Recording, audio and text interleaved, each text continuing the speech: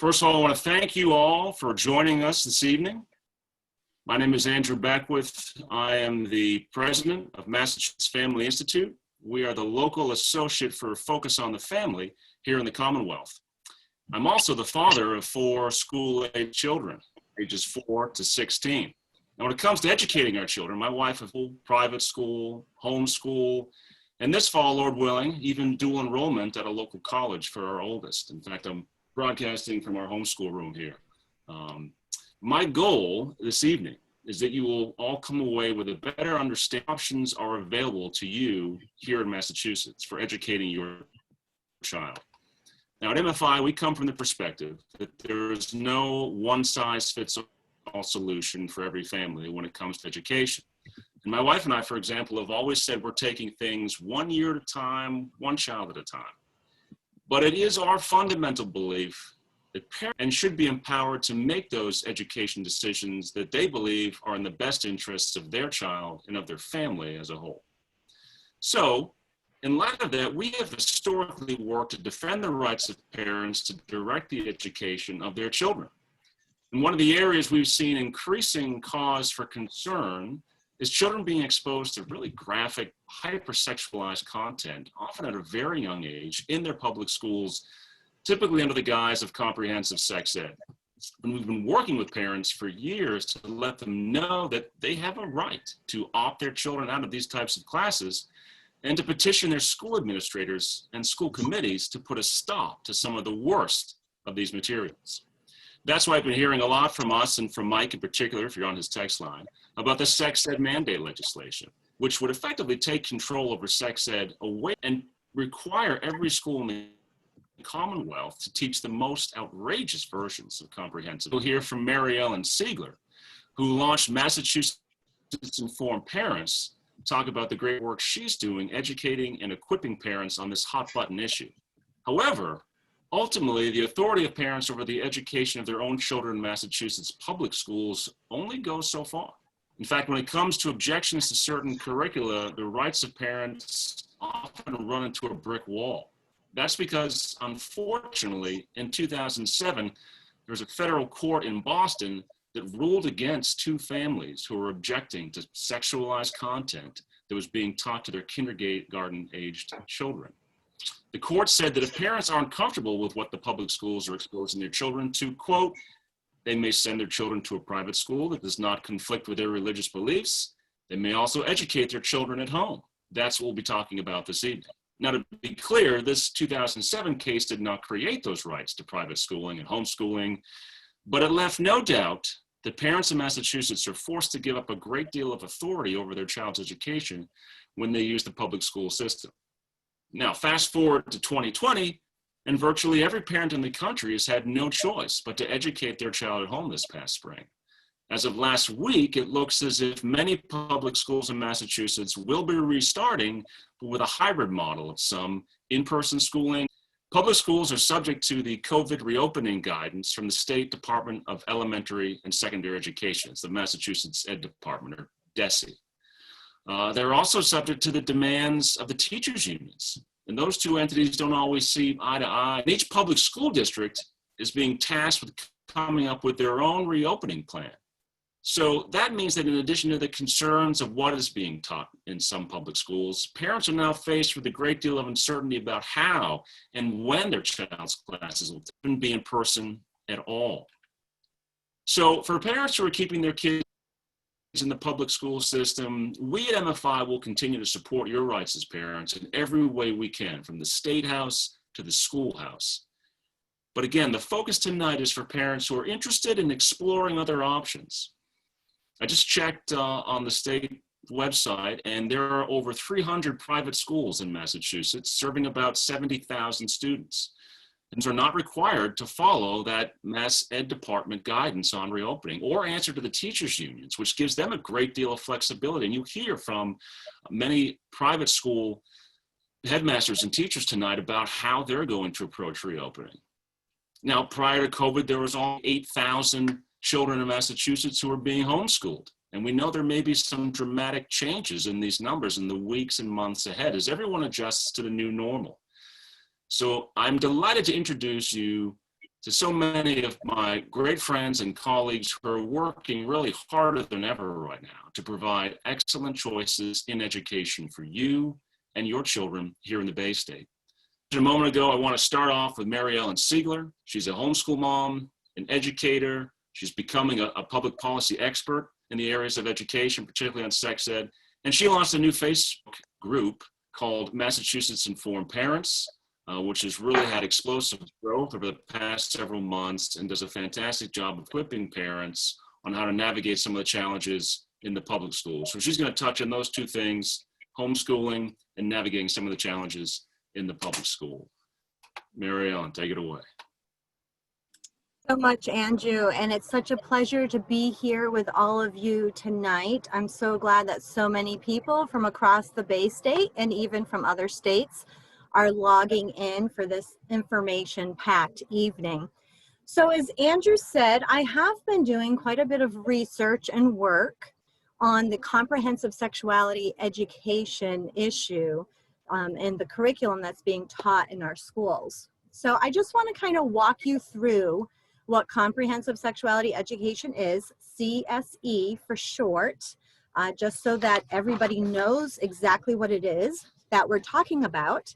And I wanted to just share with you what, as a parent, you can do about it.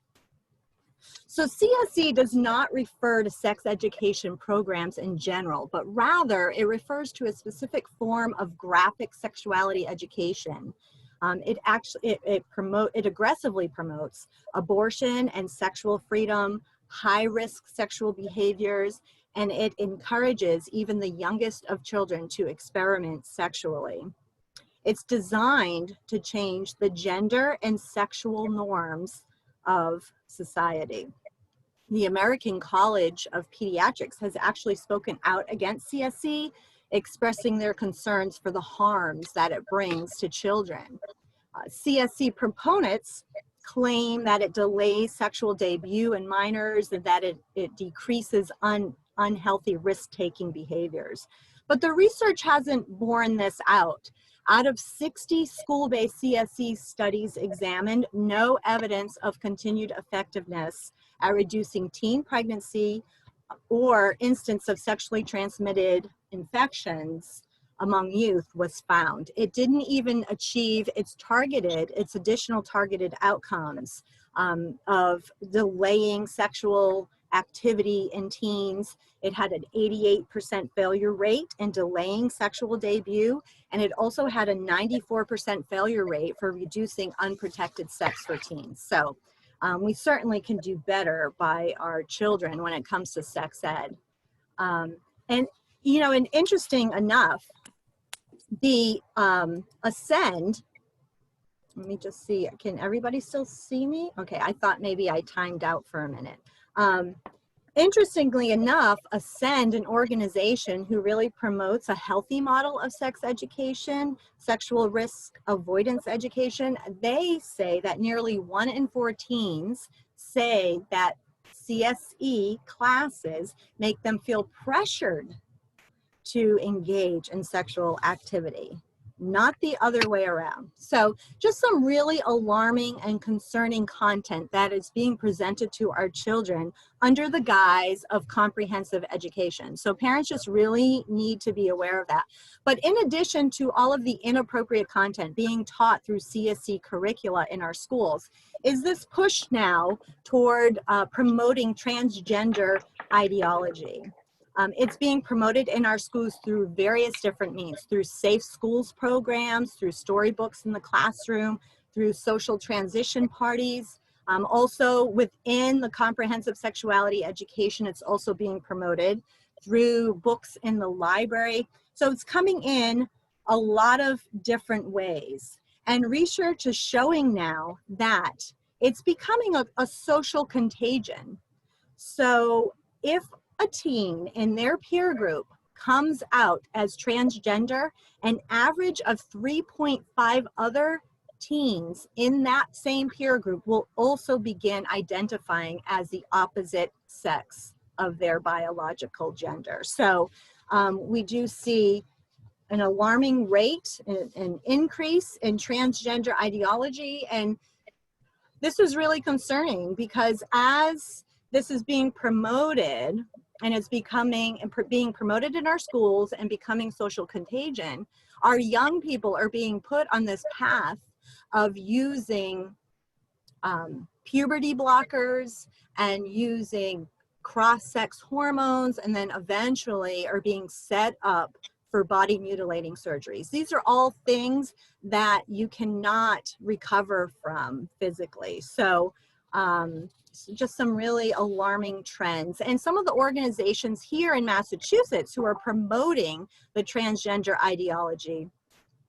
So we have the Safe Schools program for LGBT youth that is Jeff Perotti goes into the schools. He does assemblies within the schools in Massachusetts. And then he works in coordination with the Massachusetts Commission for LGBTQ Youth. And both groups, both organizations work in conjunction with the Massachusetts Department of Elementary and Secondary Education. So there's a lot going on in Massachusetts regarding the transgender ideology. And so parents just really need to know what's going on in their schools. So I want to just mention super briefly, and I'm going to be wrapping up here because we have a lot of great panelists to hear from tonight. But currently in Massachusetts, sex education is optional for local school districts to teach, and parents can opt their children out. And the choice of curriculum is also at the discretion of local school districts. So control over sex ed is local, exactly where it should be. There is pending now on Beacon Hill a piece of legislation called an Act Relative to Healthy Youth. We are calling this the sex ed mandate because it has already passed the Senate. It passed the Senate in January. It has not been brought to the floor of the House for a vote yet. But what this legislation would do is it would mandate for school districts who are already teaching sex ed, it would mandate that they have to teach a specific type of sex ed, comprehensive sexuality education. So they would no longer, so for instance, a school district who wants to teach sex ed could not choose sexual risk avoidance, which is a much healthier approach to sex ed. So we do not want local control being taken away from school districts and from parents. And we do not want these kind of bureaucratic mandates coming down from the Department of Elementary and Secondary Education. So just something else that parents need to be aware of. We need to stay on top of this legislation, call our representatives, and tell them that we oppose the mandate. So if your school district is teaching sex ed, you can opt out, and we strongly recommend that if your school district is teaching CSE that you do opt your child out. So if you go to the Massachusetts Informed Parents Facebook group, you can find it on Facebook, and I'll include the link in a document of resources that I will be posting in the chat and will be available for you after the webinar. There is an opt-out form letter that you can print off, fill it out, use it, give that to your school official to opt your child out. So to stay up on this issue, please visit the Massachusetts Informed Parents website, Facebook page. Also, our sex ed page on the Massachusetts Family Institute website also has some helpful links and information there as well. And you can also find the Massachusetts Informed Parents Facebook page from that page as well. So several ways to get the same information. If you are interested in having me come and talk to your church or to talk to your community group and do a more in-depth presentation on what CSE is and on what you have to be looking for and listening for as a parent to know what's happening in your school district, because school officials are getting very smart about this issue, and that they know just how to word things in order to hide content and information from parents. So that's what I do with the parent information forums. I kind of go through the curriculum, I demonstrate what I have found in my research, and then I equipped parents on how to protect their kids. So please go ahead and check out the website, the Massachusetts Family Institute website, the sex education page, and then of course Massachusetts Informed Parents online, the Facebook group. And so before we transition to hear the rest of our panelists and our speakers tonight, I just wanted to kind of put a plug in for homeschooling. I am a homeschooling mom too. I've been homeschooling almost from the beginning. We started when my oldest was in 2nd grade, and he's in college now, doing very well. I'm almost done. So you can homeschool. I know there's a lot of parents here tonight. You're going to be getting a lot of information, and sometimes it seems overwhelming. But we want to be here. MFI wants to be here to support you. If you're not going to be exiting the public school, we want to support you with the resources that we have available through Massachusetts Informed Parents. And if you do want to homeschool, or if you do want to transition to Christian school, of course, we want to do everything to support you along those lines as well. And so I'm a homeschooling mom, I'm a working mom. And so if you think I can't do this, there's no way, you can do it. If I can do it, you can do it. And so we just want to come alongside and just kind of give you that vote of confidence tonight. So I'm really excited that you're going to be hearing from a lot of wonderful panelists and experts, and hopefully you'll leave with some real information that you can grab a hold of and use. And so without further ado, Andrew, I'll turn it back over to you, and we'll have our next speaker transition over to our next speaker. Thank you, Mary Ellen. So when my wife and I first started homeschooling, again, she's primarily doing it, but it's a team effort. One of the things we did is we went to the homeschool convention at the DCU Center out in Worcester that was put on by Mass Hope, which is the homeschooling organization here in Massachusetts. And it was just a fantastic experience. Thousands of people there, all kinds of exhibitors with different curricula and resources for homeschooling parents. They weren't able to have it this spring, obviously because of Corona, but I want to introduce to you now the president of Mass Hope, who for many years has been putting on that wonderful convention and does many other things to support homeschoolers in Massachusetts. Bob Jacobson, excited to hear from him and hear him introduce Mass Hope to all of you and tell us what they're doing right now in the light of everything that's going on. Bob, are you there? I am here. Thanks, Andrew. Good evening. I am Bob Jacobson. I am, as was stated, with Mass Hope. For those of you that are not familiar with Mass Hope, it is the Massachusetts Homeschool Organization of Parent Educators. We are a statewide homeschool organization. We exist to promote, support, encourage, and defend homeschooling. We are a Christian organization, which means that everything we do comes under the rubric of a Christian and biblical worldview. I am aware that that's not for everyone, but we believe homeschooling is beneficial for all types, and we are here to support that. But everything we do does come under a Christian worldview. Today, in 2020, it has become a crazy world, a scary world to so many people. We see everyone in masks, people losing jobs in record numbers, people losing businesses, their livelihoods, wondering what's next. Is it ever going to get better? And of course, the question that's on the minds of so many parents is education. Will schools open? And if they do, what will they look like? Will children wear masks? Will teachers even want to come back? Will it be online? How do you socially distance little children?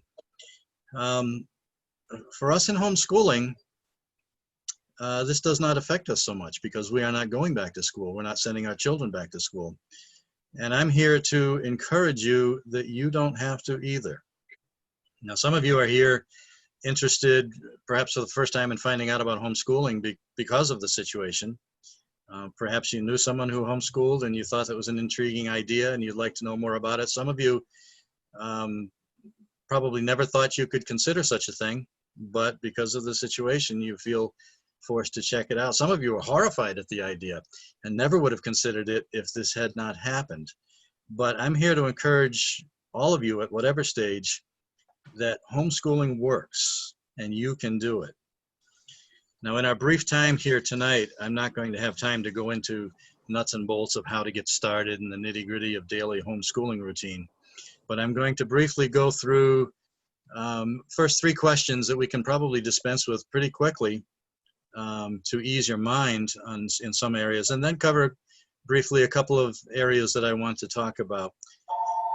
In the history of the modern homeschool movement, which began, it's hard to pinpoint a date, but roughly in the 80s, perhaps almost 40 years ago. It was illegal in many states. I actually knew people who went to prison fighting for the right to homeschool their children. Battles were fought, and it was legalized in all states. So today it is legal in every state. So we can actually dispense with the legal question pretty quickly, which was the first thing everyone always asked, because it is legal. If you follow the rules, we can dispense with that question. It is legal. The second question that back then immediately followed was, what about socialization? Now, I want to dispense with that pretty quickly. I think we can pretty easily, because I think that question is backwards. Ask yourself, what is socialization? Is socialization locking your children inside the four walls of an institution all day with only their own age peers? Are they learning wisdom from one another? Socialization, I would say, is learning and doing life with your parents, seeing them do life, interacting with people of all ages, with people of all walks of life, with all types of people, and learning hands-on how to do life in all types of situations. And you will find that homeschoolers are much more active. Studies have shown this, that homeschoolers are much more active in political activities, in community affairs, in charitable activities, in church affairs. So the question to me is backwards and should be asked of people who lock their kids in institutions. What are you going to do about socialization? This is not an issue for homeschoolers in my mind. The third question, quickly, you're probably wondering, can you do this? Not in a legal sense, but can I really do this? And I want to tell you, first of all, ask yourself, who knows your child best? Obviously you. Who loves your child most? Obviously you. Who is most concerned for what's best for your children and for the best educational path for your child? It is obviously you. No one but you. Parents are uniquely qualified for the education and discipleship of their children. Who do you want pouring into the minds and lives and hearts of your children the important things of life? You or strangers you don't know? As Andrew already referred to, we believe the one-size-fits-all, mass-produced, institutionalized, centralized, standardized system is massively inefficient and ineffective at education. The one-on-one time necessary and best suited for education is best suited to home learning with the one that, as I've already said, knows, loves, and is most concerned for that child. So those three questions, I think, are easy to answer. Is it legal? Sure. Socialization, not a problem. That's a problem for schools. And can you do it? Yeah, you are uniquely qualified to do it. Two things that I'd like to cover, again, quickly with the time we have, is what is homeschooling? Some of you may be wondering, what exactly is homeschooling? What does it look like? How do you define it? We define homeschooling as parent-led, privately funded. We do not support the use of government funds to get involved in in homeschooling. Keep in mind the golden rule, he who has the gold makes the rules. You may have heard of things like homeschool, public school at home, government school at home, charter schools at home. Government makes those rules, sets the agenda, sets the curriculum, and you're not free to homeschool as you wish. We believe in parent control of education. Now, why is the next area? Why would you educate? Again, we believe that God has given parents the primary responsibility for education and discipleship of their children. The factor that really comes into play in my mind is time. Many parents try to say, well, I spend quality time with my child. There is no substitute for time. I heard someone say recently that a child spells love, T-I-M-E. As you go through your day, the conversations that come up with your child about the important things of life come up unexpectedly, and they will not happen unless they are spending their time with you. They do not come up when you see them hurriedly in the morning at breakfast and shuffle them off to school, or at home give them supper and they're off to whatever they're doing with homework or entertainment or whatever. There is no substitute for time. Now, if our vision and purpose for homeschooling is only for the sake of academics, we can get burned out. I want to tell you that academic competence, and we do not minimize the importance of academics, but academic competence is a derivative of character and faith. And who do you expect to inculcate those things in the hearts and minds and lives of your child? You or a stranger? So there's much more that could be said. I want you to know that Mass Hope is here for you to support you in your efforts. You can go to masshope.org and get lots of good information on our Getting Started page. Tomorrow at 10:30, we have a Facebook Live event that will get into the nuts and bolts of homeschooling. We have Facebook pages, facebook.com/MassHope, and we also have a Mass Hope Massachusetts Homeschool Marketplace and UCS, that's Used Curriculum Sale, and the Massachusetts Homeschool Discussion and Support Group. So thank you for listening. Fire away any questions you have in the chat box. Visit masshope.org. Homeschooling works. We homeschool the 4 of ours from day one to the end, and we would not have it any other way. Thank you. Thanks so much, Bob. My wife has done well by those used curricula sales. We got a lot of them right here behind me and throughout the homeschool room off camera. Now I want to introduce another personal friend, but someone I've worked with repeatedly with the Homeschool Legal Defense Association. That's Mike Donnelly. He's the regional attorney for HSLDA, the Homeschool Legal Defense Association. As Bob said, we do have a right in Massachusetts to homeschool, but sometimes you'll find a school administrator who doesn't know that. And if they give you a hard time, you just call Mike Donnelly and he straightens it all out. My wife and I are lifetime members of HSLDA. We've had a couple of small hiccups, and so happy to give him time to speak. Mike, take it away. Thanks, Andrew. Really appreciate the work that you're doing there. And Bob Jacobson, thank you for the very helpful remarks about what homeschooling is. Great remarks. I echo what Bob had to say.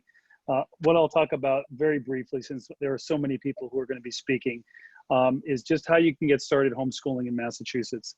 And it's actually quite simple. Massachusetts is one of the few states in the United States, in fact, one of 2 states, where you actually have to seek approval. At HSLDA, we believe that homeschooling is a right, but the law in Massachusetts requires that you seek approval from the superintendent. That's the Massachusetts General Laws on compulsory attendance. And so you submit a notice of intent. You tell the superintendent that you are planning to do so. And there are lots of different ways you can do that. At HSLDA, we have forms that you can use. If you go to hslda.org/MA for Massachusetts, you can get all the information you need to describe how to get started homeschooling in Massachusetts, if that's what you'd like to do. But the first thing you do is you submit a notice of intent to the superintendent. You provide some very basic information to the superintendent. And the interesting thing about Massachusetts is that every town in Massachusetts has their own policy. Now, they can have their own policy, but they can't depart from the law. And so if you want to understand what the law is, you can go to our website at hslda.org. We have it laid out there very simply, but basically the law in Massachusetts started back in 1985 for homeschooling. It's a Supreme Court opinion called the Charles case, which if you're going to homeschool in Massachusetts and you're going to be a good informed citizen, you really should read that case. It's not that hard to read, and it'll be a good civics education for any homeschooling parent. But the Charles case sets forth the guidelines for how the court interprets the law that requires you to get approval in advance. And basically it says homeschooling is a right, but you have to submit a notice to the superintendent to tell them you're going to do it, and you have to give them some basic information. So it's very simple.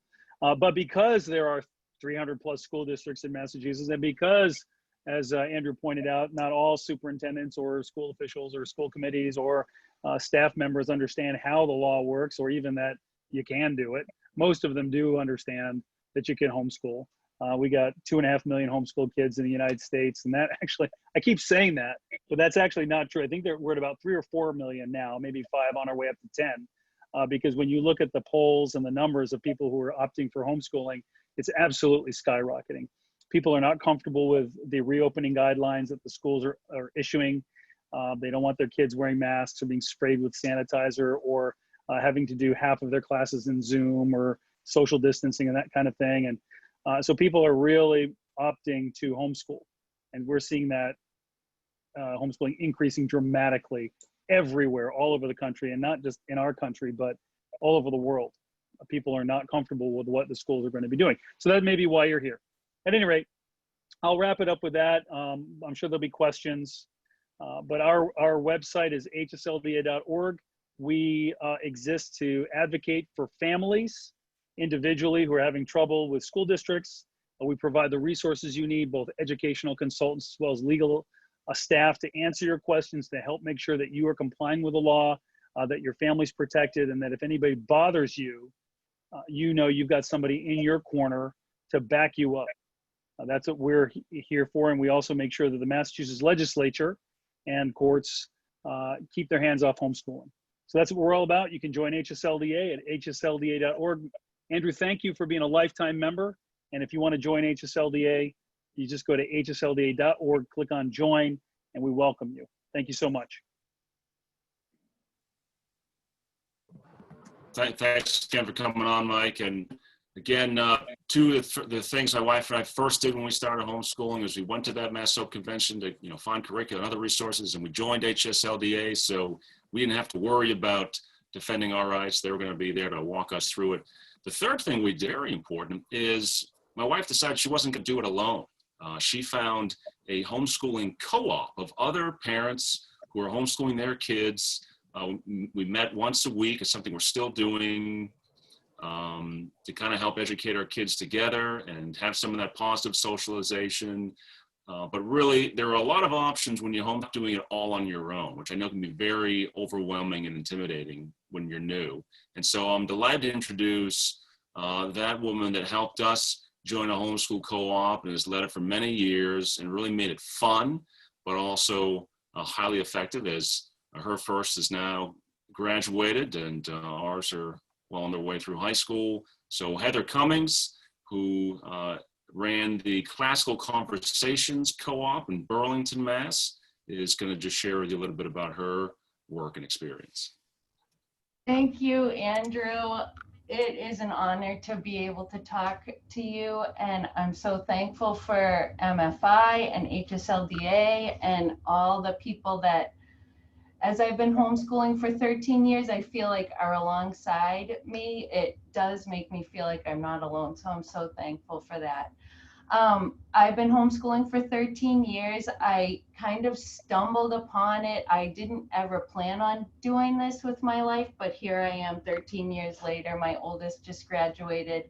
I have 3 more to go. So we also have been taking it a year at a time, like Andrew said at the beginning. But these days, I am just so thankful we have the option to homeschool. So a tool like Andrew mentioned that we've used is called Classical Conversations. It's one of the tools that we've used to help us in our journey of homeschooling, and it has been wonderful. So I just wanted to tell you just a little bit about it and then point you to the website where you can get more information if you want to.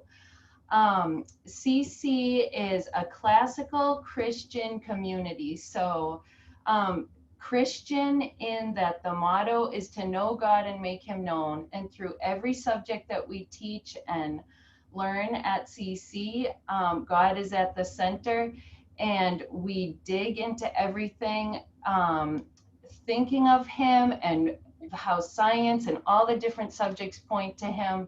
So to know God and make him known is at the front of our goal at CC.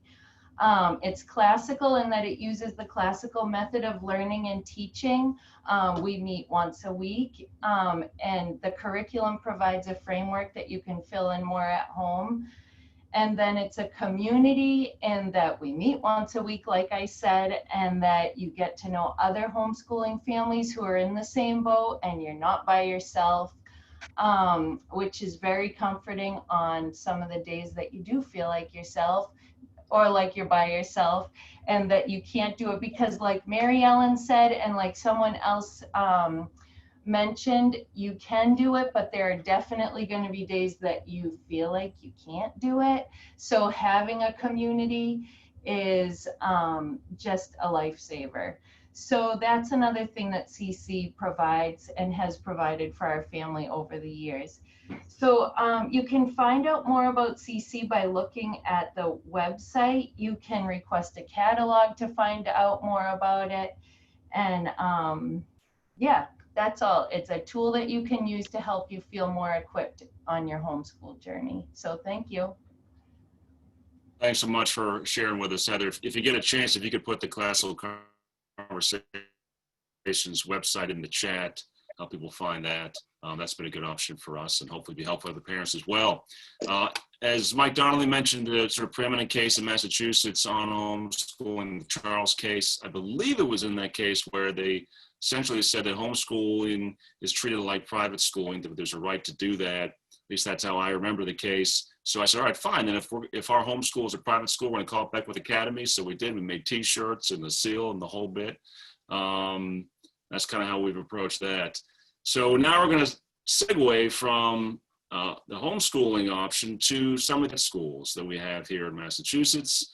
Again, my wife and I participated in one, Beacon Christian Academy up here in Beverly for a year with our eldest. And I'm happy to introduce to you Jaylee of the New Testament Christian School down in Plymouth.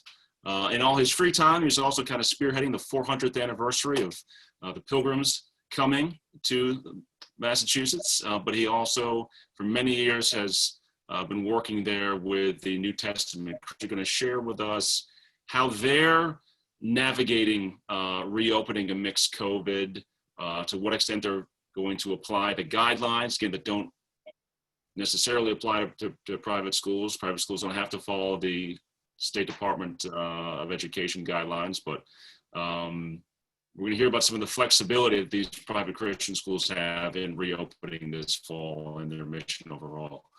Paul, please share with us. Sure, great to be with you, Andrew. And just so you have a little context, I came to the New Testament Church in 1975. We started our school in 1980. So we're in our 41st year going into September. And one of the things that we did was create a hybrid model of Christian school with homeschoolers so that they can send their children into various classes within the school. Our enrollment has been very small, up to 150, has been our largest over the years. And one of the things that we did is we felt that because our church's mission, I'm the senior pastor of the church, is to train all the people in our church in a biblical worldview and a kingdom worldview so they can understand exactly how the Bible applies to every cultural issue, as well as understand the biblical principles from which you can reason. We decided that that was the best model we could use for our children.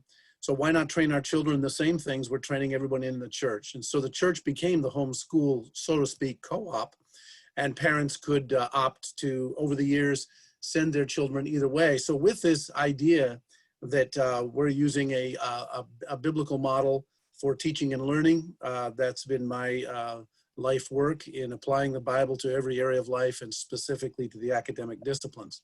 Now, when COVID comes, we believed that we should take the same model and approach. So how the church was going to handle COVID was going to be how the school would handle COVID. And so when we realized that we began to meet in the parking lot for church, we obviously did some schooling online and through Zoom with our small classes. We have a very small enrollment. But we'd have about 20 in the building and about 25 that are homeschooling within the church, 25 or 30 children. So out of about 50, about 20% are in the building for most classes, and the others come in and out potentially as much as they wish to avail themselves. So when we worked toward the fall, our goal was to do the same thing. We're meeting in the building now. We've been in for several weeks. People are encouraged to wear masks on the way in, but they can remove them once they're seated in our pews that are distanced and whatnot. And so we're going to do the same thing for school. They're going to be able to, children wear the masks into the building, but then remove them once they're seated at their desks because we're going to use the 3-foot minimum between desks, and that's fine. We have a very small enrollment right now in the building. That could change though. In fact, in the next 30 days, I think there's going to be a lot more that desire to avail themselves of the curriculum and the teachers that are there. Once again, with that, we're hand sanitizing in the mornings by the teachers, sanitizing the desks, the common areas, as the guidelines suggest. We've worked these out with our own attorneys and recognize that this kind of model is very refreshing for parents, because parents who are considering coming into the school year are very relieved that their children aren't going to have to wear a mask the entire day. And neither are teachers going to have to wear a mask to teach the entire day. Now, having been a teacher, I've been in the classroom for more than 40 years. And so my wife taught every grade in elementary and me every grade in high school. But, you know, teaching would not be very easy to do in that kind of environment. So that's our basic goal. I won't go through all the details. I think you have the PDF on our specific guideline plan. And keep in mind, we all are facing the challenge that these things could change. Things can change week by week. But we need to have a plan out for our parents. So we're interviewing parents now and preparing for the school year. But that'll give you an idea. We include parents on that, but we're asking them to drop the children at the door so that we have the minimal number of people that are coming in and out of the building. And of course, we have protocols for if someone comes down with COVID or has COVID symptoms, that they go immediately home. And we work with the parents anyway, because when they enroll in our school, we actually tell the parents they're enrolling, because we're a hybrid model, as I told you before. So that's kind of our plan at this point, and it looks like that's moving out pretty well. I might add that I've been communicating with the parents on a regular basis that, we have the issue with the pandemic and the virus, and we want to keep people safe. But the biggest virus we've got in America is the wrong worldview being trained to our children. And that's the kind of thing that we want to correct, and we want to continue. And the chart doesn't look good, folks, when you see the numbers, the majority. Up to, this year, going into this year, 80 to 85% of the evangelical community has their children in public schools. And while I enjoy and work with everyone in the schools, they don't have the kind of control we do over content. And that may greatly drop in the next year. But the point is, we all need to be keeping the priorities, which is to teach how the Bible applies to every area of life and how Christianity has been the basis, not only of the formation of this nation, but how bringing solutions to the various issues we face. So thank you, Andrew, for being able to share just a little bit, and I'll leave it at that. You're quite right, and particularly where you're located, very aware of the importance of, preserve truth and what is our history to our children. And that's something it looks like they're probably not going to be getting much of in the public schools, unfortunately. So more important than ever. Next, we've got Alison Graham, who is the protocol coordinator for Holden Christian Academy. And I believe she's going to share with us they're handling things over in Holden. Alison. Yes, thank you. Hi, everyone. I'm so thankful to have the opportunity to speak with you. As Andrew said, my name is Alison Graham, and I'm the admissions manager at Holden Christian Academy, but I've also served as the head of the reopening committee this summer. There are several things that I'm going to share with you tonight about our plan to safely return to in-person learning, but I also feel compelled to remind each of you that God is so good, He's kind, He's sovereign, and He's trustworthy. And this is an opportunity like never before for parents to seek God, to trust His wisdom for our children, and to regularly surrender the comfort of the expected and the routine for this great adventure that God has us all on together. It is an adventure with masks and lots of hand washing, cleaning, and physical distance. But it's an adventure that hopefully will draw us all closer to the Lord as we navigate this uncertainty. Holden Christian Academy is a preschool through grade 8 school located in Holden, Massachusetts, which is nestled right between Worcester to our south and Mount Wachusett to our north. HCA's mission is to honor God through creative learning and strong academics in a caring, fun-filled school. This coming school year is already putting our creativity and our flexibility to the test, for sure, but we are excited to utilize our certified Nature Explorer play space, our outdoor classroom, our fields, and our other outdoor space for learning. We also see that our class sizes, our small class sizes, are an advantage now. And we've been doing some creative space planning using different rooms in our building and rearranging our classrooms based on enrollment. For 26 years, HCA has cultivated an interactive, concept-based curriculum, and the use of outdoor learning environments. So in some ways, we feel like this set of circumstances is going to allow more families to hear the gospel because they're being drawn to the fact that we are uniquely equipped to help provide in-person learning for their children. COVID or no COVID, our goal is to give students the tools to cultivate a biblical worldview, and we still have space for students to enroll. So anyone who is interested in learning more can contact me.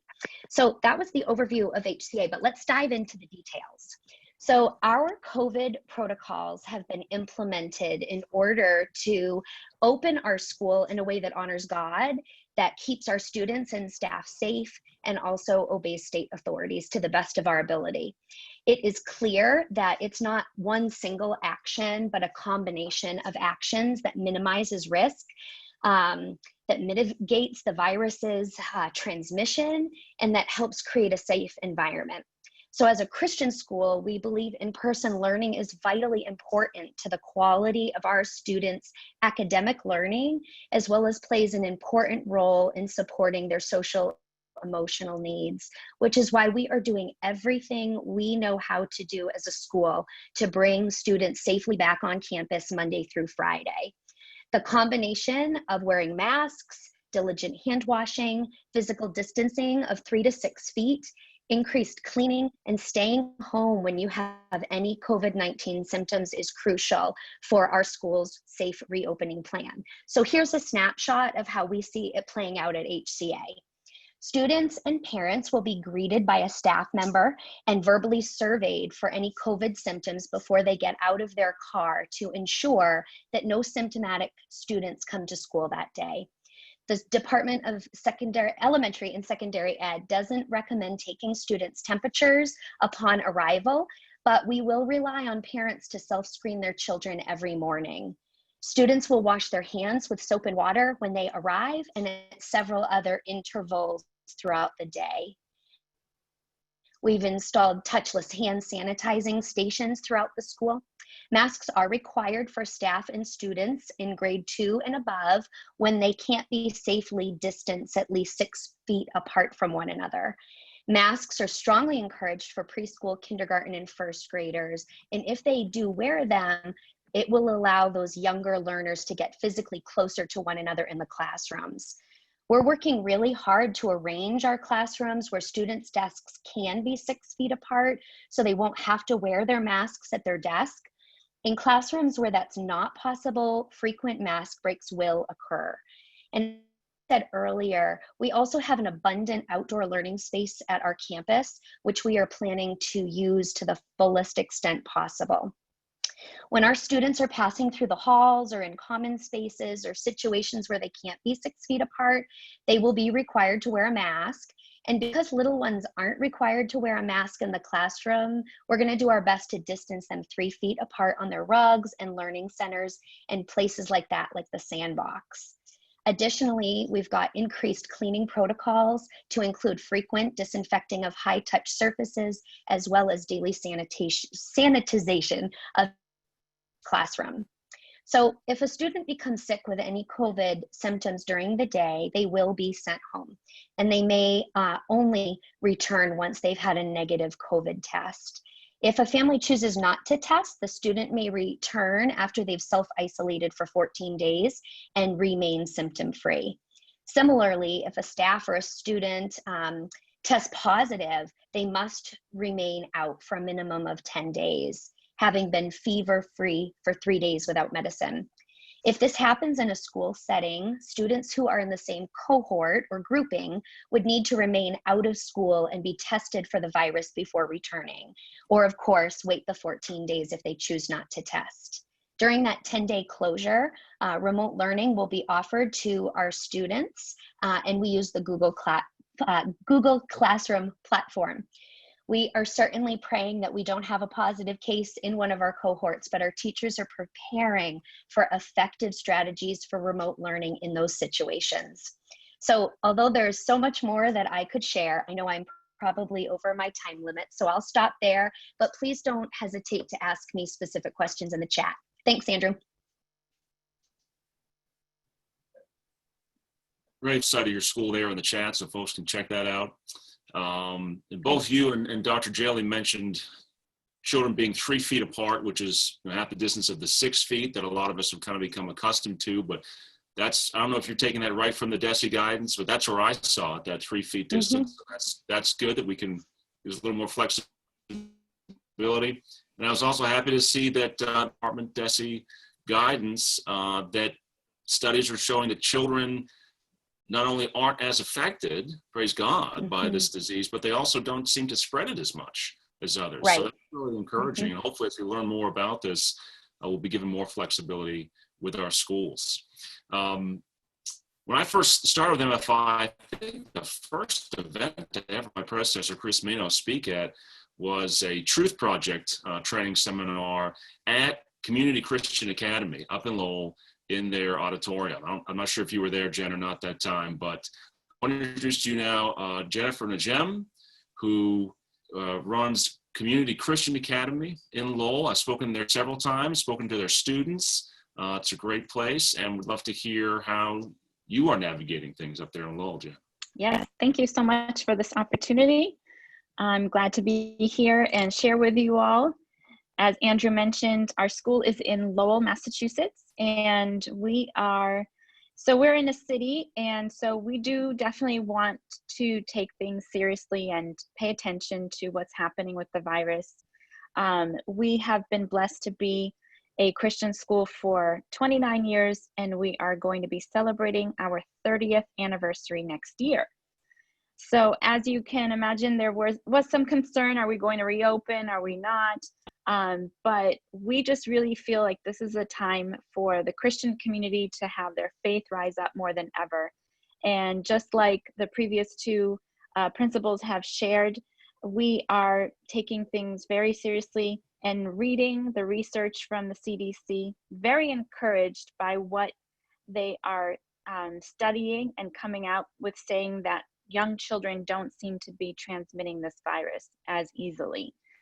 So very encouraged by that research, and I look forward to reading more about it as well. So based on that, we feel confident to reopen because we are also in a church, the church that started our school, CCF Ministries. We've been open as a church since the first week of June, and then we have reopened our daycare as of the last week of June. And so we've, been reopening different departments of our ministry slowly throughout the summer. So now the biggest department is yet to come, but we feel we've learned a lot throughout the whole summer. We've also taken the opportunity to consult with our parents. Our parents are our major constituents, so we wanted to pull them in. We had an open forum series, and then we followed it up with a survey, and we had great results. The difficult part of it was that we found that our school body was pretty much split in half over the mask issue. That is the hot topic. The mask issue is a big one. But overall, our families are excited to come back. And so we are going back, but we also have heard from families who are not quite comfortable yet returning in September.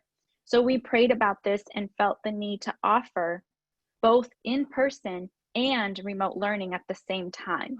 So what we are looking into is, we've also been talking to some friends at other Christian schools who are going to be doing the same thing. And we're working together to get some great webcams in classrooms that will go live with our teachers.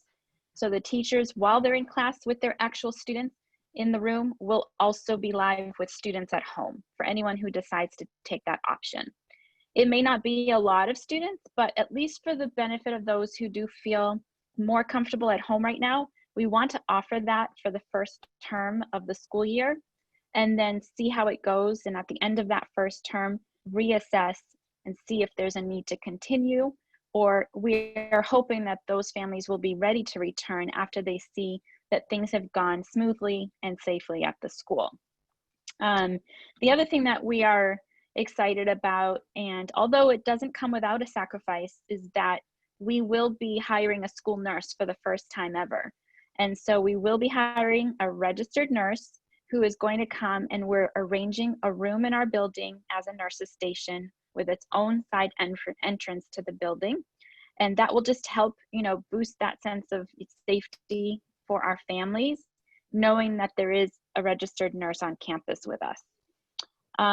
With the mask issue, we've decided to have 2 different modes in the day. Now, preschool, kindergarten, and first grade does not have to wear masks, thank God. So that made it a little bit easier.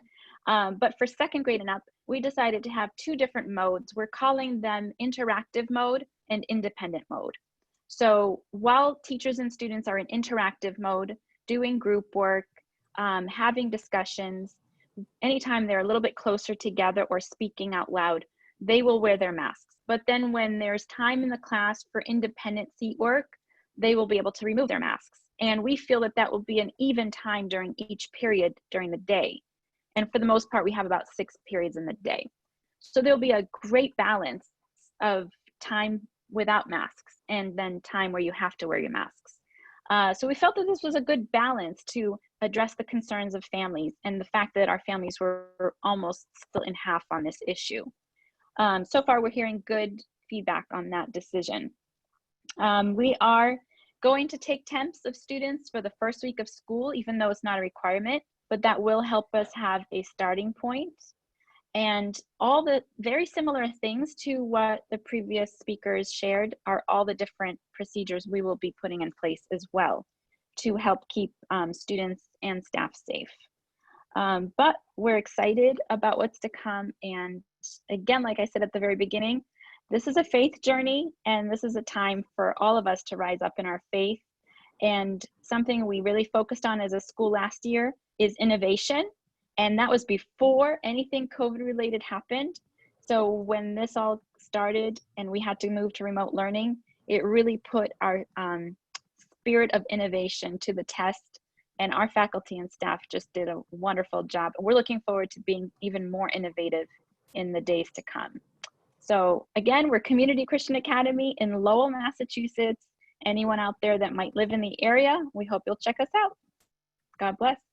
Great. Thanks so much, Jen. I know the mask issue is a tough one. I've talked to many pastors. They're trying to navigate that and similarly have divides amongst their congregation. And I kind of walk them through the written guidelines from the state. But when it comes to having to make those tough decisions, I get to stick to easy issues like Drag Queen Story Hour. But I know we're trying to navigate that. So one more presenter on sort of the specifics of what private schools are doing in the reopening process. And so head of school for Whitensville Christian Academy, Rick Lukianek, if I pronounced that right. Rick, you there? I think you want to take yourself off mute if you can. There you go. Yes, you got the name right. So thank you so much. As I said, that was the Ellis Island spelling when my grandfather just kept pronouncing it over and over until they gave up and said enough letters. I'm Rick Lukianek. Literally, I've only been at Whitensville for about 4 weeks now as head of school. I came from Kansas City, where I was heading up a large Christian school in southwestern Kansas City. My first career was as an international lawyer, and Andrew, I will tell you, I don't know how you navigate Christian schooling or any type of private schooling without some legal assistance and legal knowledge nowadays. Our school is located about 10 miles south of Worcester. Looks like we're going to have just about 600 students. We're a pre-K through 12. We just published our entire very detailed plan online yesterday for all of our parents and friends. And rather than go through all the details, you can see it there. We have many of the similar things that some of the other schools have been talking about. But several of things that I think we've probably worked hardest on, this mask thing, of course, is taken over from dress code as the #1 issue that parents care about. And school administrators will know what I'm talking about.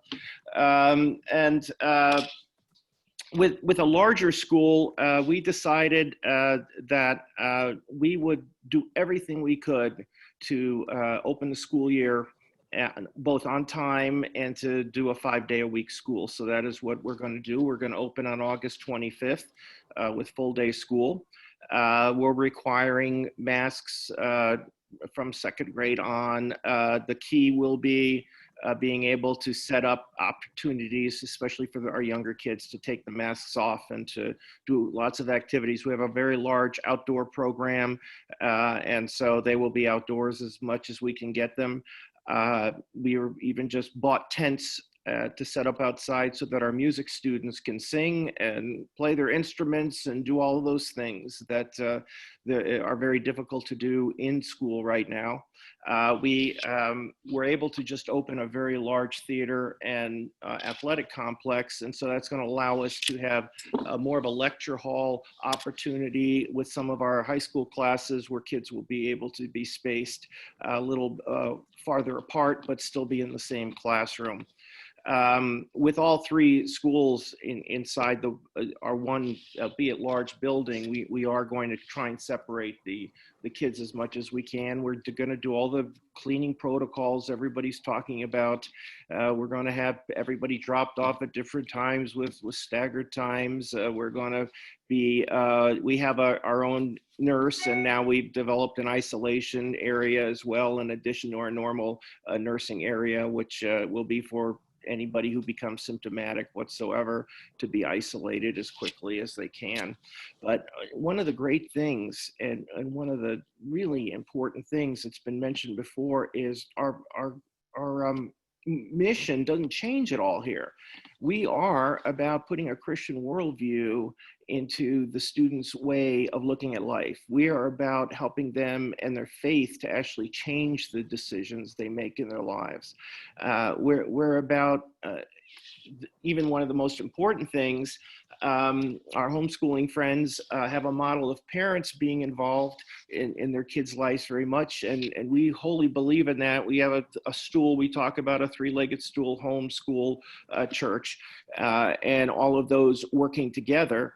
But we also believe that we're putting in front of all of our students 20, 30, in our case about 60 or 70 godly mentors called teachers. And they are in front of these kids every day, showing them what it looks like to be an adult and a mature Christian. And they're going to be struggling with the same things, looking at what's going on in class, looking at health, looking at also how do we bring God into the equation for our students to understand where is he during this pandemic, how does this work, how does faith work into what's going on in their everyday lives. So we've decided to even make it part of our curriculum this year to very, very clearly look at that and use this opportunity, because this is an opportunity to differentiate how we view the world from how the rest of the world looks. So that's what Whitensville Christian School is going to look like this year. And as I said, all of the specifics are in that plan. And actually, I know a lot of our classes have waiting lists in them. It's ever since we announced we were going to open on August 25th. So I know there are a lot of parents who would like to see their kids in school. We're also going to have that virtual backup for kids who get sick or can't be there. We're going to be not videotaping, but synchronously looking at the recording the classrooms and having the kids able to watch it from home if they need to be home. Thank you, Rick. So that concludes sort of tonight's presentation. Now we're going to move on. We've got about a half a dozen private school representatives here. They're just going to give a sort of quick 2-minute overview of their school, its mission, and what their approach is this fall. We don't need the details. We'll make sure we get their contact information. We'll have an email that we send out afterwards, all the panelists' contact information. But for those who are coming next, you can just kind of tell us a little bit about your school. Are you going to do virtual, all-in-person, hybrid, and whatever else you want to share, kind of in a 3-minute window if you can, so we can stay on track or get a little bit caught up. To start off with that, we've got Diana McKee from the Imago School in Maynard. Diana, can you share with us? Thank you so much for having me on here, and I'm so grateful to God that we're even talking about the possibility of heading back to school right now. I am representing the Imago School in Maynard, Massachusetts, which is a classical Christian private school. We are entering into our 40th year of serving children in grades pre-K through 8. And I would also just like to say I'm a huge proponent of homeschooling. I homeschooled my own sons, 3 sons, until we actually came to Imago and I started to teach there. So I love homeschooling, but also want to serve those people who, for whatever reason, that isn't a fit for them. And so also just a shout out to Pastor Jaylee, who was my daughter-in-law, graduated from your school. So thank you for the excellent education that she got there. So Imago is the Latin word for image, and our school bears this name because our philosophy of education is rooted in the belief that people are created in the image of God, and we're dedicated to helping children learn what it means to be a human being created by God in all areas of life. And the Imago School approaches every subject from the point of view that God is the source of all goodness, beauty, and truth, and that each child is a uniquely gifted individual. We too believe that no one else is more responsible than parents for their children's education. And so we come alongside parents who we believe are the ones that are really in charge, but we support the parents by giving a traditional education with a high academic standard. We like to work hard and play hard at Imago. And we have a particular stress on the basic skills of reading, oral and written composition, and math. But through history, geography, literature, and science, our children learn to respond intelligently to the world around them. And we are strong proponents of music, drama, and art, which we believe reflect the aesthetic side of human nature. So with small sizes of students per class and very spacious classrooms, Imago is really well situated to go back to in-person learning, which we plan to do after Labor Day. We actually have students as close as Maynard, but as far away as Westminster that come to our school. Our desire, and again, we will put the information up further on our website for you to check out, but we really want to minimize risk and honor both those who are more and less concerned about the virus. And so we seek to honor the Lord and our parents and our students. We want our students to be in a place where they recognize that they don't have to be fearful, a place that is loving and will really equip them to know how to live well, at this time, which is really a struggle. So we really want to support parents, and we are planning to reopen 5 days a week. We will also be having cameras set up for the purpose of servicing those students who need to stay home for particular COVID reasons, and Lord willing, that won't be happening, but setting up all of the protocols at school. So thank you. Great, thank you, Diana. Next, we've got Frank Guerra, who's the headmaster of Boston Trinity Academy. Make sure we get that school's website in the chat here. Great intro video, Frank, where you walk in to the chat, students stand up, and the shirts and ties and stuff. Love it. I wish we lived closer to your school. Might send my boys there. But tell us what you're doing at BTA this year. Okay, well, Boston Trinity Academy is a school of about 235 students, grades 6 through 12, co-ed. And our mission statement says that we educate students from diverse backgrounds in an academically demanding, Christ-centered community, inspiring them to lead lives of faith, integrity, and service. And we're a school where our teachers are mission-driven. So part of the water we drink every day is to say that students at Boston Trinity Academy are known and loved. And we're going to know and love them and challenge them to the highest order of academic excellence. We have required Latin in the middle school, required advanced placement courses in the high school. We push students, very hard academically, but we're not just about academic excellence. We're about purposeful faith and authentic community. And I'll try to flesh those out a little bit. I think this is one thing that I've said a few times, that in instructing our teachers, we have found that learning alone can be arrogant. Faith alone can be ignorant. But when faith and learning are combined with service towards others, that's transformational in students' lives. And we have found this to be true as we push our students to serve in the community, and as we push them to serve outside of the borders of the United States. We've taken mission trips to Nepal each of the last 10 years. This is the first time in 10 years we didn't take one. And we do to Latin America and other places, and also locally in the community. So we're a school that we need to meet together. So we'll meet with a hybrid model this coming fall. Our facility does not allow us to have adequate physical distancing in the size of the building. We can do that with about half of our students each day. So we'll go in A and B cohorts, like some of the others who shared before me. We will follow all CDC guidelines. We just published I think it was July 24th, and I'm happy to share it, a 16-page guide based up to all our families, all our faculty, staff. It was an internal document that we shared externally with everybody in our community about how we would follow all the guidelines and try to keep families as safe as possible. Because although students, it's been said, and it's in the CDC guidelines, students are unlikely to get it or transmit it, but there's grandparents at home.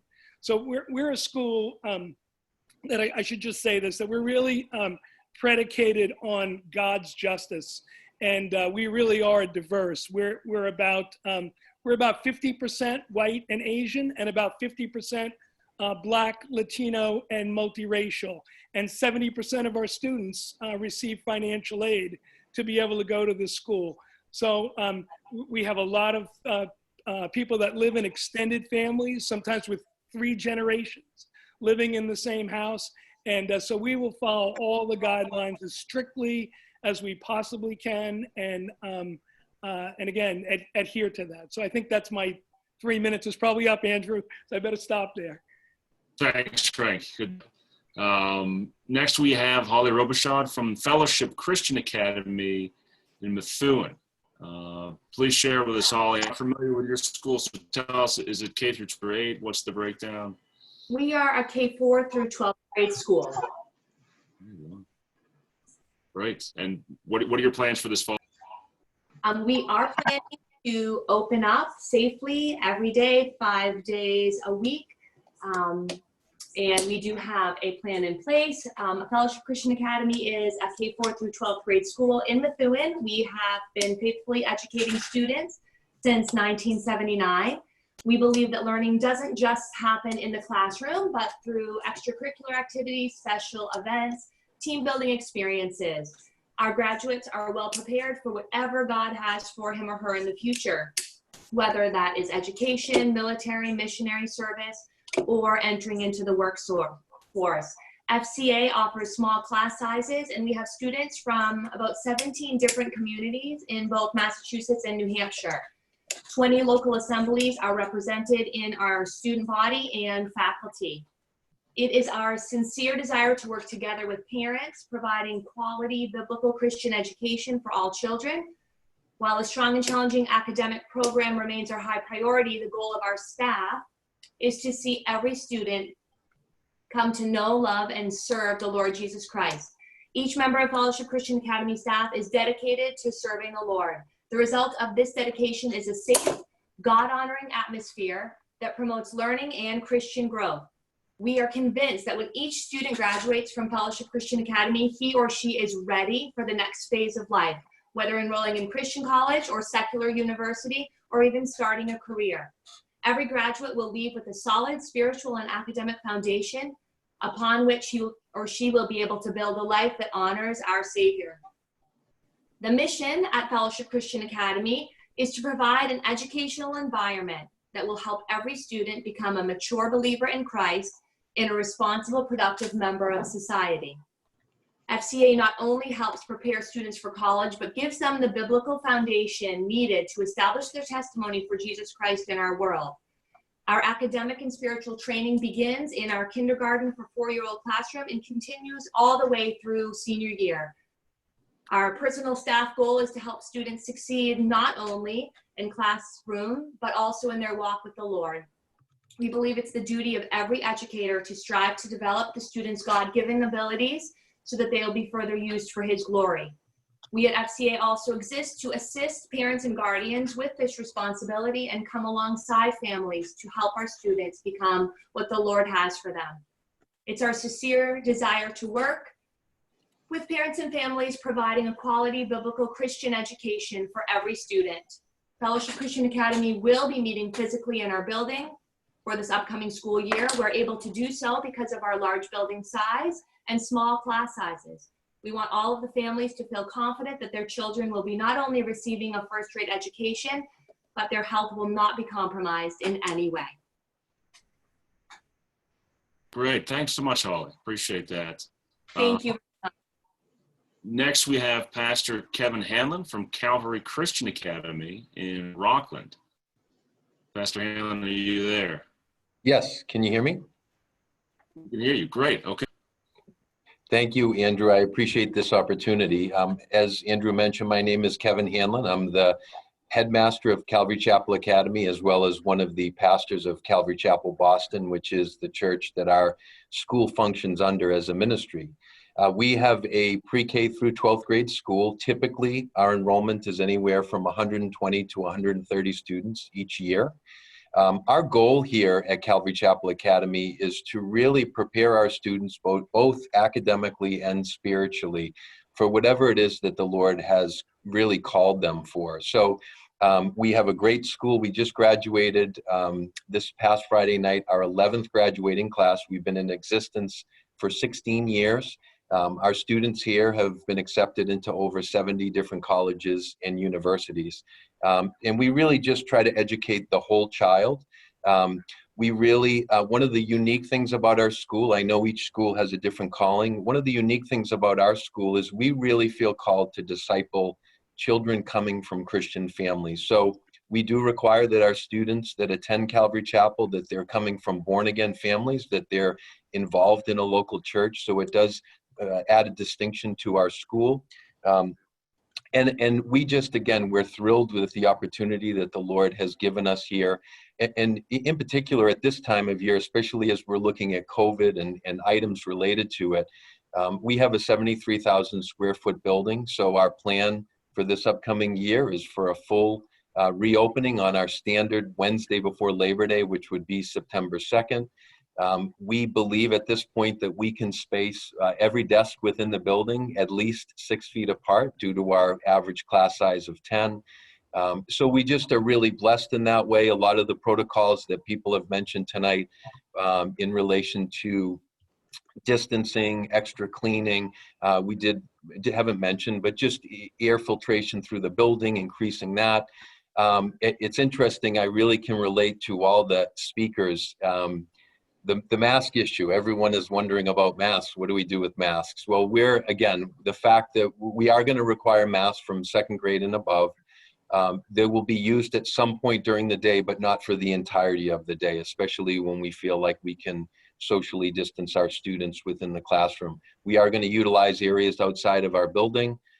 So again, we're just thrilled with what God has given us here at Calvary Chapel. We do also, I hadn't mentioned, but we do have athletics here. We're part of the MIAA. So we're hoping that we will be able to participate this fall. But ultimately, I just, from my last few moments here, one of the things that I just wanted to say, I know that we have a lot of individuals, I believe, on here that are considering alternatives to the public school system. And obviously, I've heard some great speakers regarding homeschool. I've also heard from speakers that are representing other Christian schools. just to those that are on the call, I know that some of you that are considering alternatives may not be able to utilize an alternative. And I just want to encourage you that regardless of where you are, the Lord is going to provide for you. He will direct you if some of these options are not available. To all those that are homeschooling out there and feel that call, praise God. As my brothers and sisters in Christ, I pray for you that you have that specific call, and I just pray that God would bless that. And again, to my fellow administrators, I'm sure that you, like me, have had far less sleep over the summer, that you are praying for the Lord's direction. And just, I really feel it's so important at this time as we really are praying for each other. Please pray for me. I'll pray for you. I know that we need wisdom and the Lord's strength during this time. So, Andrew, I really appreciate this opportunity to speak. Thank you. Well, it's our pleasure to have you share. We were going to have Jay Bourne from St. Benedict's in Natick, the headmaster there, and that's a Catholic school that's, I think, is K through 8, but he wasn't able to join us. I just checked, he's not on, something came up. So we'll go now to Principal Ben Haskell from Trinity Academy in Barnstable. Yeah, Trinity Christian Academy on Cape Cod. We're in the Mid-Cape area. Good to be here with everybody. Thank you for the invitation, Mike King, and just have so much in common with our panelists who, as administrators, we all understand what it means to try to get ready for school and reinvent ourselves for the second time in just a few months. So yeah, that definitely thank you for just including all of us in this. Trinity Christian started back in 1967 by a public school substitute teacher. She got involved and got very concerned because prayer was no longer allowed in schools on any kind of formal basis or led by teachers, and that kind of got things going with just 3 lay people and some pastors. The school is now pre-K through 12th grade. We became an academy when we added the high school, going back some 12, 14 years now. I've been at the school for about 11 years and just love the community here. We're a duly accredited school. We're accredited by both the Association of Christian Schools International as well as New England Association of Schools and Colleges. Our goal is to equip students to become leaders for God, understand what that means as biblical Christians, students that want to walk their faith out wherever God calls them to understand their abilities are gifts from God. We're going to give them opportunities to lead and serve at our school. School's a great place for our kids to be able to go in and to experience not just learning, but to be able to get into the experiential part and then learn what it means to make mistakes and to grow from those. Schools are safe places, and I believe a lot of our Christian schools have just seen that over and over and again. Our kids learn kind of both sides of the coin, what it is in the thinking of those around us in our culture, around the world. Everybody's heard that we live in a very postmodern world. And today we have the idea of personhood, which is really a very postmodern idea. The idea is for our kids to really understand the basics of who God made all of us in a very, very special way, to know Him, to live for Him, and to understand that we do that joyously, and understand the meaning and fulfillment of life is to walk in that. So, Amen. I believe that regarding COVID, I would probably echo a lot of things I've already heard. We're calling ours, rather than hybrid, we're calling ours dual access, because it's a little bit different than the idea of hybrid, but that has been expressed as well. We will have ongoing Zoom for students that may be quarantined at home while our classmates are still learning in the building. Our goal is to maintain that as long as it is healthy and safe for all of our students, whether a class or the entire campus where we are. If we have to go to online learning, well, we've already done that. We were only down for just one day back in March, and we're kind of expecting that to happen.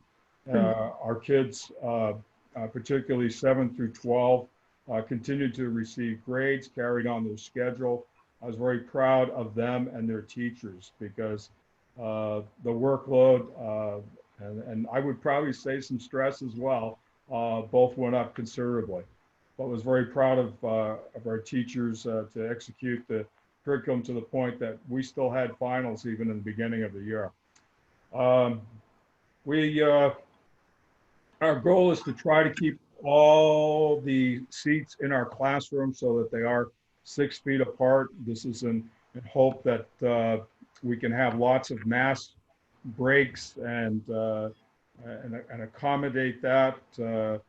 Of course, yeah, as the parents or the attendees have heard that there's pre-K or pretty much first grade and younger are kind of a different category for mass. They're not absolutely required. They're simply encouraged. Second grade and up, again, we're trying to create a situation where our kids can be 6 feet apart in the classroom, minimize the need for masks. One of the challenges is trying to keep all the little extra things that you do in the school year. So many of those things are being scrapped in public schools, and we're challenged as, I think, Christian administrators in terms of how to continue that. It is going to be very difficult with things like art, but we're thinking out of the box on that and trying to continue that part of a child's education that we feel is very, very important. I know some of the schools, I've been to Holden just a year ago, and know that you have a lot going on outside, and it's got nothing to do with COVID. So I'm just marvel at that, Alison. I know you guys have that down. And we're glad to have gone there to know that we can take some of those ideas and maybe out of expediency to some degree to really put those to work. Yeah, we're planning on starting shortly after Labor Day. We'll probably do a staggered start by grades to make sure the kids can come in and get used to it, particularly the newest students and those that have changed wings within our school, so that they can get used to those new rules quickly. Other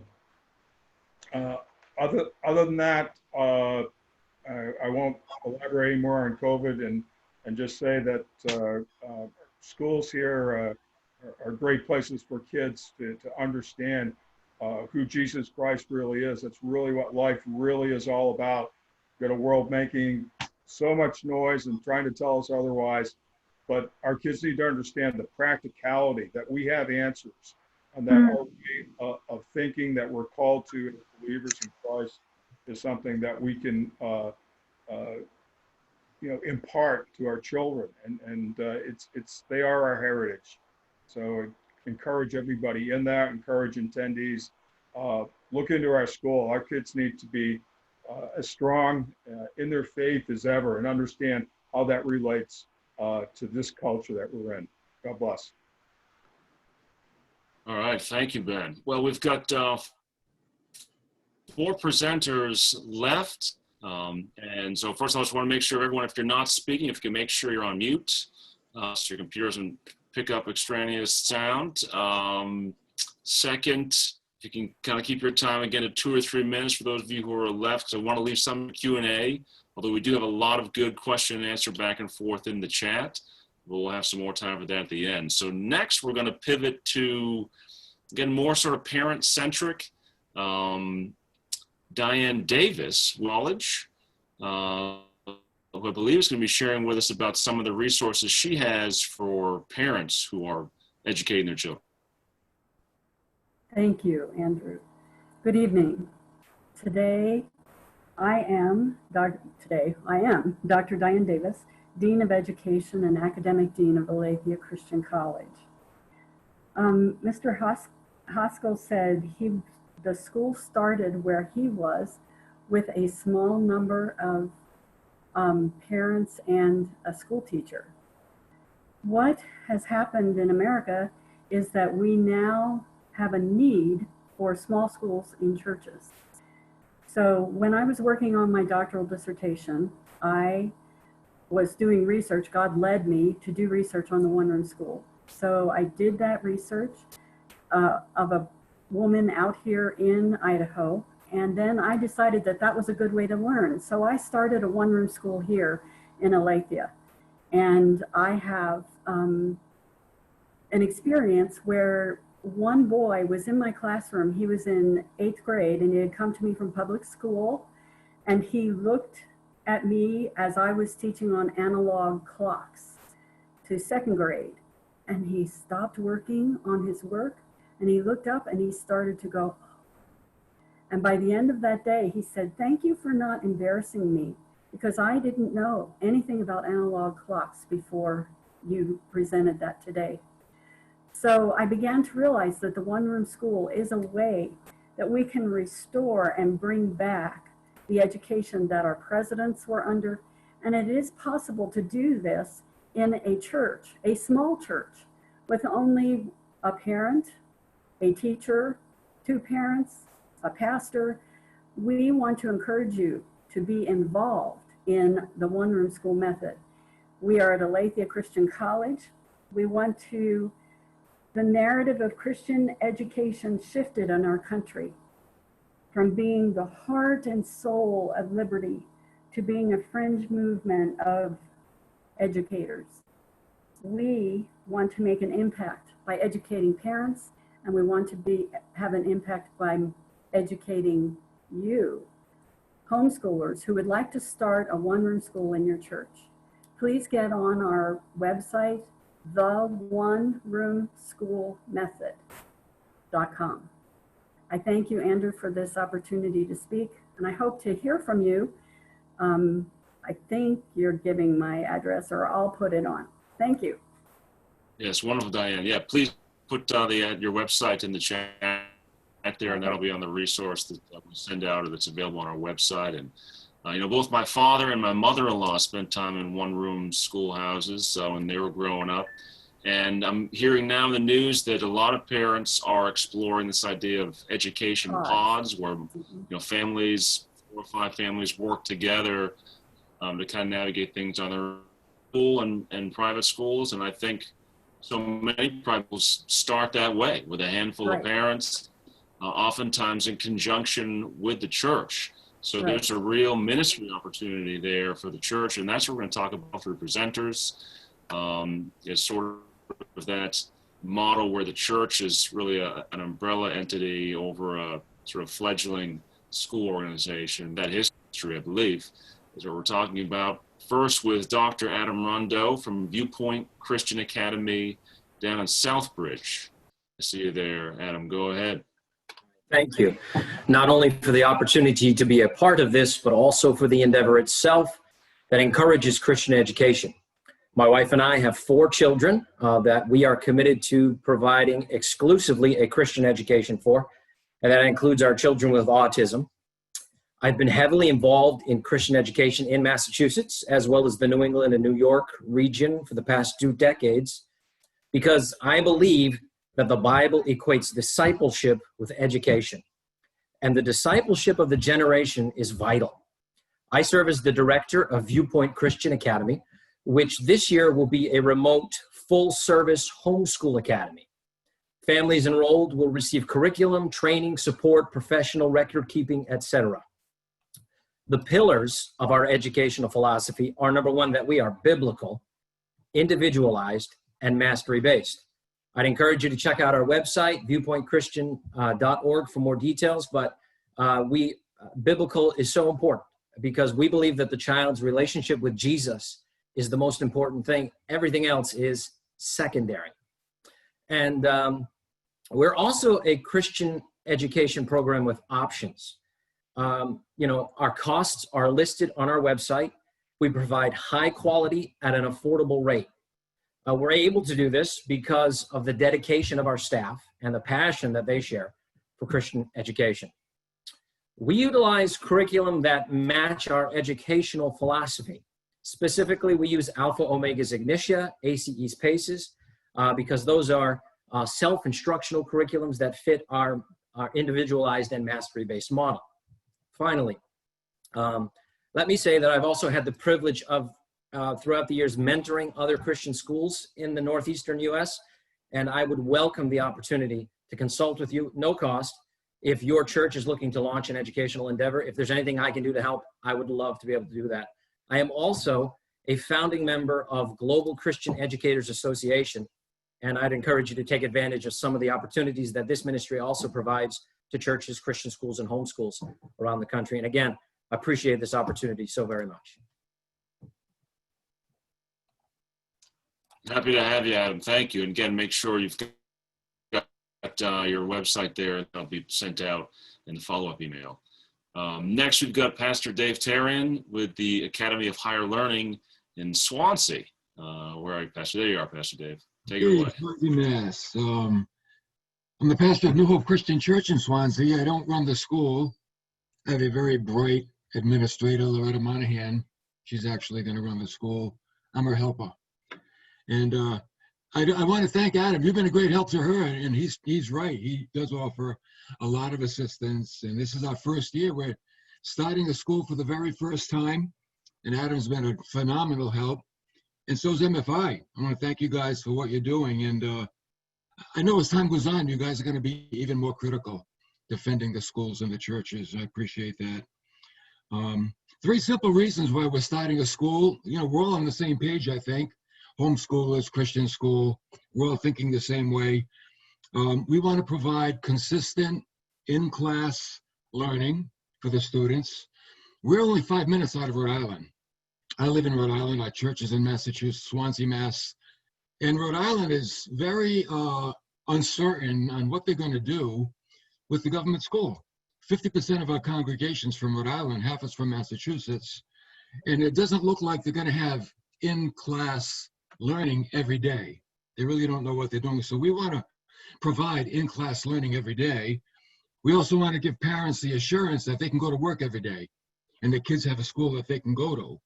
So I think the parents need that because they're talking about different shifts, getting the kids in school at different times, maybe 2 days in school, 3 days distance learning, and that's not going to work for parents that want to go to work every day. So we want to give them the confidence that the kids will be in school every day and they can go to work. And like everybody else has said, we want to give them an academic education. We want them to know about their creator. We also use the ACE curriculum. As a matter of fact, as far as the distance learning, I have a picture, if you can show it. These are the desks that we're building. And it's like a table with a shelf and a petition on one side. If you can see that. I'll try to show it to you there. And what that does is it kind of creates a barrier between students. So you're at a table, but one side has a desk, has a 4-foot petition, and the desks are 3 feet apart. So I think we're going to handle that distancing pretty well. And that's about it. I think it's our first year. We're praying for 30 kids, be a small group, born again families, as someone else said earlier. We're not a reform school, but we want to protect the kids. As I look at the COVID, I'm thinking some good things are going to come out of this. And I think the good thing that comes out of it is more homeschoolers and more Christian schools to deliver our children out of the government schools, out of the propaganda machines, the things that we've heard tonight. So thank you for allowing me to share that tonight, Andrew. I'm done. My pleasure, Pastor Jay. Diagrams of the desks, those look very interesting. Yeah.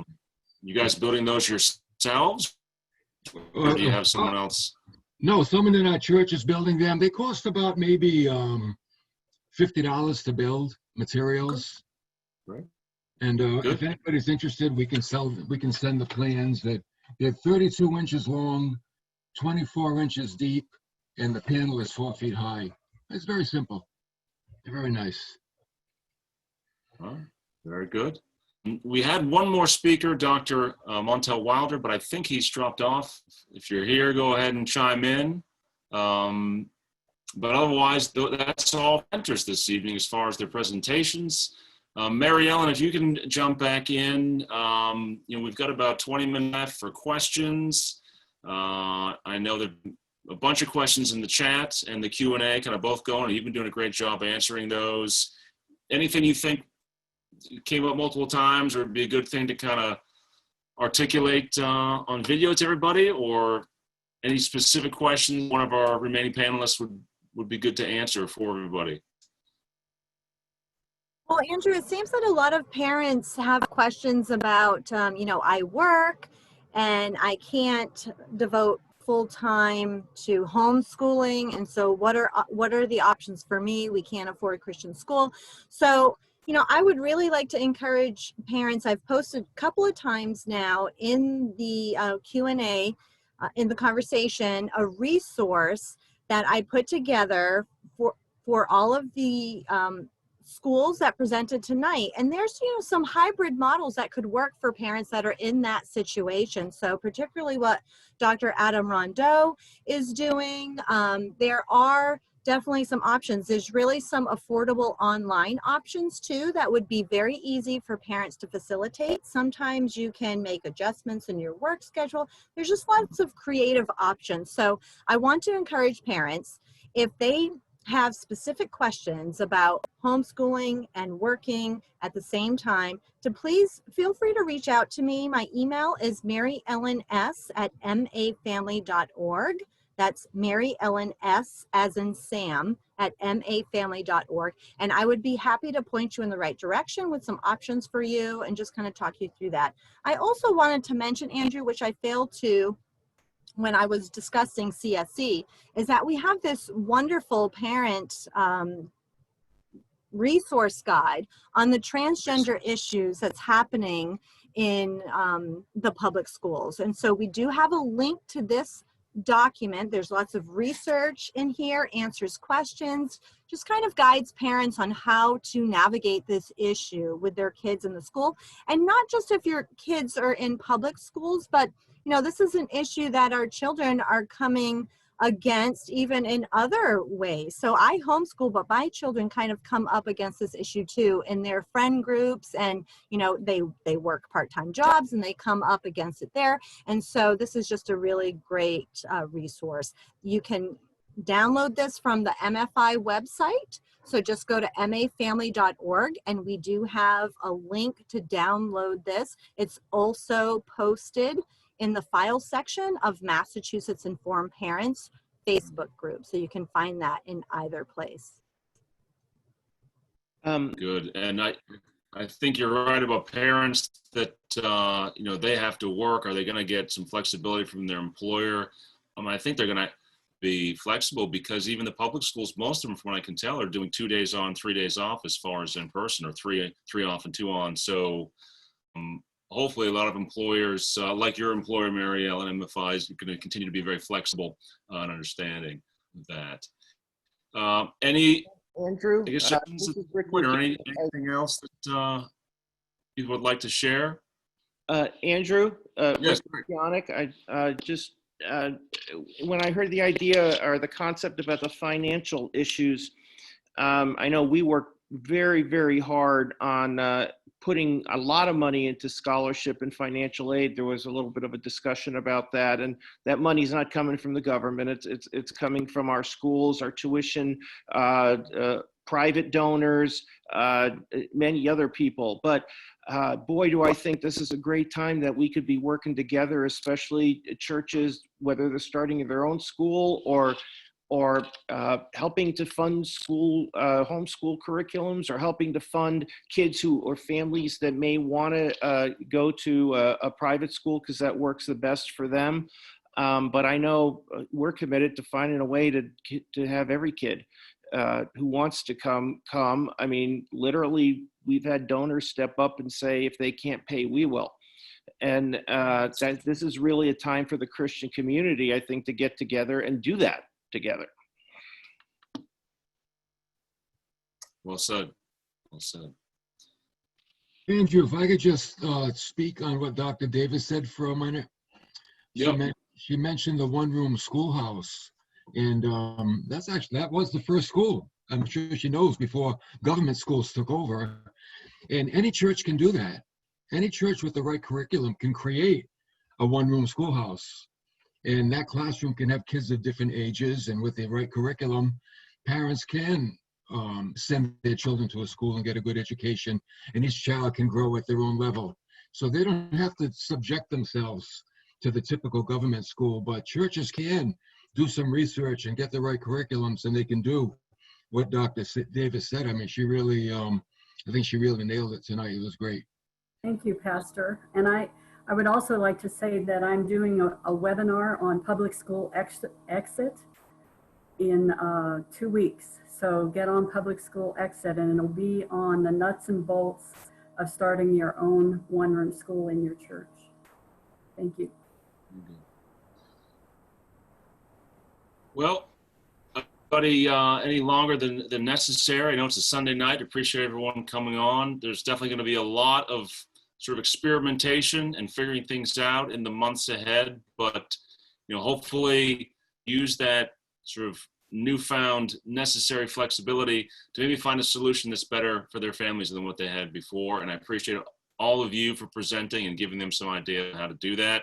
We're going to send an email to all the attendees with all the resources and links to the folks who spoke. So thanks again for joining us. We'll be in touch. I know you'll be hearing from Michael King. If you're on this call, you're on his list. You'll be getting texts and emails, which I know you enjoy as much as I do. So thanks again for joining us. Thank you for your continued participation with and support of MA Family. If you want to support us, we are off at 501c3 ministry, and you can go to our website at mafamily.org, mafamily.org. It's a big button on the page there. But thank you all for making this possible. Appreciate it. Have a blessed night. Take care.